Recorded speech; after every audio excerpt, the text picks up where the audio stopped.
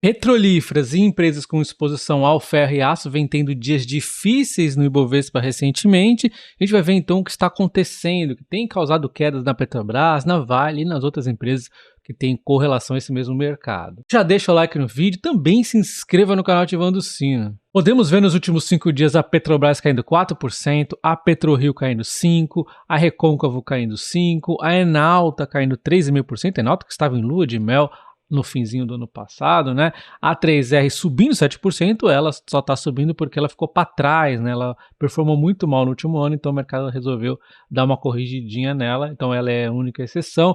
Até mesmo empresas que têm um vínculo indireto, né? Como por exemplo a Raízen via etanol caindo 2,5%, a Vale, aí entrando na questão do minério de ferro, 5,5%, CS Mineração caindo 7,5%, a Gerdau caindo 7%, aí já tem uma exposição mais à questão do aço, que tem uma ligação direta com o ferro, mas tem aquele desafio do excesso de aço que a China pode estar produzindo. E temos a Usiminas também aí no aço, caindo 7%.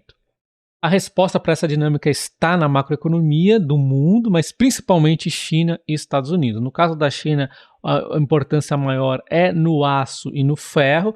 Então a gente vê aqui a perspectiva que a economia da China enfrentará uma desaceleração nos próximos anos, segundo o Banco Mundial. A projeção é com base na cautela dos consumidores e riscos do setor imobiliário. Aqui é que realmente pode ter um perigo mais agravante, porque no primeiro momento que a gente vê uma desaceleração, não necessariamente seja o fim do mundo, né? Só uma desaceleração. De qualquer forma, né? Do outro lado aqui nós temos a expectativa de um crescimento sólido em muitos países emergentes, mas não o suficiente para compensar aqui na questão do ferro e do aço, né? Então por isso que o pessoal está muito atento aqui à China. Então a economia aqui da China deve desacelerar segundo o Banco Mundial. Eles preveem aqui que o PIB chinês crescerá 4,5% em 2024, 4,3% em 2025, após um avanço que aconteceu em 2023 de 5,2%. Então essas projeções elas foram revisadas para baixo, aí que está o problema. O pessoal estava contando com 5,6 em 2023, aí caiu 5,2, 4,6 em 2024, aí foi para 4,5 e 4,4 em 2025, agora é 4,3. Então você percebe que sim, tem uma desaceleração, mas é sutil, não é muito severa, né? Mas ainda assim é, de certa forma, ruim, né? Porque é uma desaceleração acontecendo. Então, o Banco Mundial acredita que sim, o governo chinês possa até vir a impulsionar aqui os gastos na infraestrutura para dar uma turbinada nisso, porém, existem limitações fiscais nas administrações locais que impedem uma política expansionista mais ampla, e também tem a questão de fatores estruturais, como o aumento do endividamento, uma força de trabalho envelhecida e em contração, né? Então a força do trabalho na China realmente perdeu. A China está crescendo menos e o pessoal está ficando aí com a força de trabalho mais envelhecida também, aliado a uma menor capacidade de recuperação na produtividade, também devem pesar sobre a atividade econômica do país. Então, embora o governo chinês possa tentar contornar essa situação, ele tem esses desafios aqui a enfrentar. E compensando, entre aspas, né, a desaceleração na China, nós temos os países emergentes, onde o crescimento vai ficar de 3,9% para a economia em 2024 e 4% em 2025. Então, os emergentes aqui estão dando uma acelerada, uma retomada aqui, um pouco mais forte no crescimento. Então, com essas revisões de médio prazo que o Banco Mundial fez, aliado a alguns eventos acontecendo no curto prazo, tem impactado as cotações do minério de ferro, que acaba atingindo a mínima em quase 3 semanas em Singapura por uma demanda fraca, e aí já é o curto prazo atuando também. Então, em meio a tudo isso, estão as siderúrgicas, principalmente as chinesas, que estão com dificuldade. O aço está a preços muito baixos e elas estão com dificuldade de comprar o minério de ferro para continuar produzindo essas quantidades grandes. Elas estão inundando aí o mercado, vendendo aço para todo quanto é lado e começam a enfrentar alguns problemas que acabam impactando, obviamente, no minério de ferro ao longo do tempo, porque elas não vão conseguir manter aqui essas perdas, né, eventualmente acontecendo com elas por muito tempo. Outra questão é que não há a perspectiva de novos estímulos à frente. Com isso, o minério de ferro vem um pouco em queda, inclusive já caiu abaixo da média móvel de 20 dias no preço lá em Dailan, e existe inclusive a perspectiva de cair mais aqui hoje à noite e talvez nos próximos dias. Mas um ponto que a gente pode ficar atento, que está pressionando o minério de ferro e daqui a pouco vai se recuperar, é a questão que várias siderúrgicas estão aproveitando, inclusive, este momento difícil para fazer manutenções, paradas aqui, provisórias, e aí nós temos a questão de que elas que consomem o ferro principalmente, então elas estão demandando menos minério de ferro, com isso afeta a lei da oferta e da procura e impacta o minério de ferro, puxando ele para baixo. Então essa demanda fraca que as siderúrgicas estão enfrentando, aliados à manutenção que elas vêm passando agora, faz o minério de ferro cair 7% nesses últimos 5 dias aqui em Singapura, depois de ter atingido a máxima aqui de 18 meses. E existem rumores que muitos fundos comprados no ferro abandonaram essa posição, coincidindo com essa demanda fraca, o aumento dos estoques e a restrição nas emissões industriais no centro siderúrgico Tagishan. Não sei se é assim que se pronuncia, mas essa questão de controle de emissões também é uma pauta que volta e meia aparece em alguma região aí, causando algum ruído e deve ser constante ao longo dos próximos tempos. Então vamos resumir agora a dinâmica então das siderúrgicas, que temos aqui o aço, principal foco, e o ferro, que é as mineradoras principalmente. Então nós temos aqui a China desacelerando, isso impacta tanto o aço quanto o ferro, mas é uma desaceleração ok, vamos assim dizer, porque é suave, né? Mas a gente fica de olho na bolha, que se a bolha estourar, aí o negócio fica feio, né? Mas, por enquanto, tá indo aí a China tranquilo, né? Uma desaceleração bem suave, que é parcialmente compensada aqui com os emergentes crescendo. Então, os emergentes crescendo bem vai compensar. Óbvio, o crescimento dos emergentes é diferente. Então, no caso aqui do ferro e do aço não vai ser igual, mas ainda assim dá para dizer que está tranquilo, tá? Aí nós temos aqui a questão do aço, que é um pouco mais difícil que o do ferro, na minha opinião. Eles estão passando por um momento difícil, com esse excesso de aço na China, que jorra aço para tudo quanto é lugar. E aí, as empresas aqui no Brasil, as siderúrgicas, elas têm um mercado aqui no Brasil também. Então, elas precisam desse imposto aqui para elas poderem ir melhor, né? Elas estão com esse desafio que a Vale não tem. A Vale já está lá na China mesmo, né? E está tentando até diversificar bastante mundialmente, que é muito bacana. Então, já tem essa diferenciação. Aqui, as siderúrgicas estão muito presas ao Brasil. Precisa desse imposto aí para equilibrar o jogo, né? E se o país aqui, se o Brasil for um dos países emergentes que vai bem, a siderúrgica deve ir bem exatamente por essa exposição interna que elas têm. E as manutenções da siderúrgica devem dar aí um pequeno alívio mais adiante, né? As siderúrgicas da China aí, né? Já o ferro aparece um pouco contrário, as manutenções vão atrapalhando neste primeiro momento.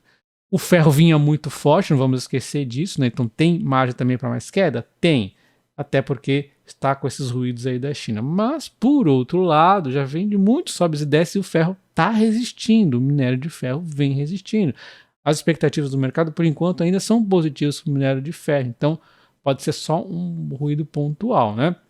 Outro ponto é que as mineradoras estão um desconto aqui em relação ao minério de ferro. Parece que o mercado está meio que atento que talvez o minério de ferro possa cair mais à frente. O fato é que, nesses sobes e desces, a gente pode usar aqui a Vale como exemplo, ela fez rios de dinheiro. Então, fez recompra de ação a rodo, pagou dividendos, investiu, fez a festa toda. Então, parece que o minério de ferro está saindo, caindo, subindo, não saindo do lugar, e nesse meio tempo ele está a patamares muito médios, né? Patamares médios muito altos, fazendo a Vale ter, e as outras empresas também, rios de dinheiro nesse setor. Então a Vale trouxe muita volatilidade ao longo desses últimos tempos. Quem compra na baixa consegue receber a alta das ações, mas também dividendos, tá? Então, eventualmente, eu até algumas vezes não acertei exatamente o preço bacana na Vale, mas utilizei opções para me proteger contra a queda, realizei o lucro nas opções e pude continuar a comprar ela aqui embaixo. Neste momento aqui, inclusive, um dos meus lotes tinha um limite ali de alta, foi exercido no preço praticamente, então vendi e no dia seguinte já comprei ao mesmo preço praticamente novamente, fiz uma nova proteção contra a queda e assim eu vou mesclando, me protegendo de grande volatilidade na Vale, ganhando dividendos ao longo do tempo, e sempre que a Vale cai muito eu já realizo o lucro dessa proteção em opções, já que meu plano inicial não é vender a Vale, é acumular a Vale, mas não sofrer tanto com a volatilidade que ela traz algumas vezes. Fica meio genérico eu explicar dessa forma, mas eu tenho o meu curso de opções, eu te explico lá, desde o zero até o mais avançado, como operar com opções, como se proteger com a volatilidade da Vale, como se programar em compras futuras e ganhar dividendos adicionais com isso. Tudo isso está no meu curso de opções, que está na promoção ainda de início de ano, 20% de desconto, só vai durar essa semana essa promoção, tá? Link na descrição do vídeo e nos comentários fixados. Quando a gente vê o minério de ferro no último ano, ele vem em alta, tá a $135, é um preço alto, mesmo com essa realizaçãozinha. A gente percebe como existe o exagero aqui em relação à Vale, né? Uma queda exagerada. No momento de zigue-zague ele ficou zigue-zagueando junto, demorou para partir junto com o minério de ferro e no meio da alta ele já vem realizando. Então isso aqui já é um indicativo que a Vale, que deveria superar o minério de ferro, não está superando o minério de ferro, porque a Vale gera valor ao minério de ferro, não. Então o mercado já está um pouco receoso aqui com o futuro queda aí do minério, então por isso que eu não vejo a Vale cara. Então você pode perceber na Vale um PL de 6,88 conta no setor de 9,58, um PVP de 1,72 no setor de 2,18. A gente pega aqui como título de comparação a CSN Mineração, um PL de 12,96, ó, está acima do setor. O PL está diferente, óbvio. Cada empresa vai ter uma perspectiva de resultados diferentes logo adiante. O PL é muito volátil, né? Mas olha o PVP, 3,49, o setor 2,18. Então, na minha opinião, eu vejo sim a Vale mais barata neste momento do que a CSN Mineração. Não é recomendação, é minha opinião, tá? A gente pega aqui a BHP. Os números vão ficar bem mais esticados, mas eu não vou usar ela. Vou pegar uma empresa que passou por uns ruídos similares, que é a Rio. Ela passou aqui, a Rio Tinto passou por uns ruídos também de volume, né, e projetos adiados. Então também teve aqui um pouquinho de desconto. A gente vê, ó, 7,96 de PL e um PVP de 2,29. Então mesmo a Rio Tinto também está mais barata aqui do que a Vale. Então, na minha opinião, a Vale está barata. Ah, mas a Vale então é só comprar infinito que ela está barata. Não, ela tem toda essa volatilidade por conta do minério de ferro. Está ainda um pouco na alta, mesmo que a Vale seja barata, ele vai cair o minério. A Vale pode cair novamente, dando oportunidade aí muito bacana. Tem o começo do ano que sempre tem a questão da chuva ali que pode impactar a produção da Vale. Enfim, Vale nesse momento eu não tenho problema de comprar, desde que seja utilizando opções para me proteger ali em relação a uma possível queda. Mas eu não estou comprando Vale nesse momento por já ter comprado ali naqueles fundos. Por isso que no fim do ano, quando eu falei tudo que eu comprei, eu não falei da Vale, que foi só uma movimentação ali por conta de uma venda acidental, vamos assim dizer, que foi uma distração minha. Já comprei no dia seguinte ao mesmo preço praticamente, me protegendo contra a queda. Mas aí, como não houve movimentação, nem comentei com vocês ali no fim do ano. E falando das petrolíferas, vem em grande oscilação e no momento o petróleo está em 76,50 centavos. É um valor bacana ainda para o dólar, dá para ser lucrativo, mas estamos longe daqueles topos que nós atingimos ainda nesse ano e também principalmente lá em 2022. Desde o início do conflito Ucrânia e Rússia, o petróleo disparou. Dessa disparada ele já vem caindo cerca de 40%. No meio do caminho nós tivemos aqui o conflito Israel-Hamas, que também deu uma nova disparada, mas ele vinha caindo novamente por conta de ver que não ia ter grandes impactos assim, né? No caso do conflito Ucrânia e Rússia teve, mas o petróleo russo aqui foi acomodado ao longo do tempo por Índia e China. Então, meio que esses efeitos também foram aqui diluídos, tá? E aí o petróleo agora está a um patamar que ainda assim é bastante bacana para as empresas petrolíferas, né? Um preço aqui que ela costuma inclusive resistir diversas vezes. É uma linha aqui que o petróleo talvez resista, mas tem outros pontos que ainda pode cair um pouco mais. Como eu costumo dizer, ele até tem aqui um ponto que ele resiste um pouco mais dos 71,50, mas a grande questão é ali próximo exatamente dos $70, onde a OPEP já vai ficar incomodada em deixar esse petróleo cair e vai fazer alguma coisa para contornar a situação. De qualquer forma, vamos ver então os eventos que estão acontecendo, que é o petróleo caindo 4% após a Arábia Saudita cortar os preços para o mercado internacional. Então isso aqui foi um pouco surpreendente. A Saudi Aramco reduziu os preços oficiais do petróleo no destino da Ásia com $2 o barril. E isso foi mais do que esperado. Eles reduziram também para outros mercados. Então, a própria Saudi Aramco reduzindo os preços do petróleo mais do que o esperado. Isso aqui causa um impacto também, não só pela redução, como também aquele humor do mercado. O mercado dá um pouco de pessimismo por conta disso. Então esse anúncio feito ontem da Saudi Aramco em reduzir $2 aqui por barril chega aos preços mais baratos desde novembro de 2021. E a Saudi Aramco também reduziu $2 para os Estados Unidos e para a Europa, ficando $1,50 mais barato de Dubai e Oman, e aí eles podem vir lá também e trazer um novo corte, né, causando mais um ruidinho aí. Tudo isso aliado também à questão de produção recorde no petróleo xisto nos Estados Unidos. Mas aí a gente também precisa ver o que vem adiante, tá? Então o petróleo dos Estados Unidos, xisto aqui vem extraindo cada vez mais, vem aqui trazendo bastante oferta, mas a gente tem que ver, e agora, o que está acontecendo? E a gente tem para 2024, então, uma desaceleração no crescimento do petróleo e gás dos Estados Unidos. E aí são outros fatores que tem também aí em vista, mas um dos principais é exatamente o preço do petróleo. Quando o petróleo cai, já desincentiva o pessoal lá dos Estados Unidos a investir no xisto, porque ele não é tão barato assim como é, por exemplo, a extração do petróleo lá nos países da OPEP. E ainda nessa dinâmica do petróleo, os estoques de petróleo nos Estados Unidos foram divulgados hoje, crescendo 1,3 milhão de barris na semana, e o consenso esperava uma queda de 1,2 milhão. Então, ele veio aqui surpreender o mercado negativamente para as petrolíferas, já que o estoque ficou maior.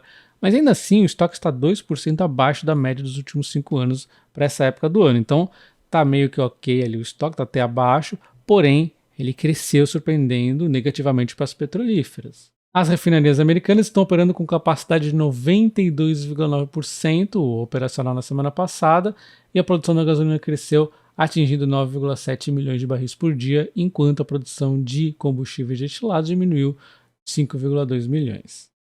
E quando observamos a opinião do mercado, os analistas estão dizendo que essas quedas no petróleo é devido à preocupação do mercado com demanda por petróleo em 2024, então a gente tem que analisar para onde vão o crescimento dos países, a gente já vai falar disso, e temos aqui exatamente a produção recorde de xisto nos Estados Unidos, cresceu muito em 2023, mas vai desacelerar demais aí em 2024.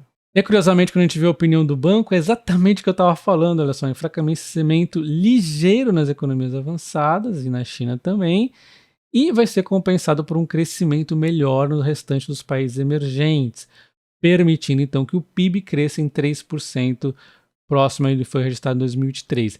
Então, eu acredito que sim, no caso aqui do petróleo, o crescimento dos países emergentes deve compensar essa desaceleraçãozinha aqui nos países grandes que nem estão desacelerando tanto assim. Então, na minha opinião, sim, no curto prazo pode sim cair as petrolíferas, é por isso que quando eu estou comprando aqui uma quantidade um pouco maior, eu me protejo sim com opções, mas eu acho que o cenário das petrolíferas aqui já meio que elas estão apanhando, elas estão também bacanas aqui, né? Olha só o PL da Petrobras, o PVP da Petrobras.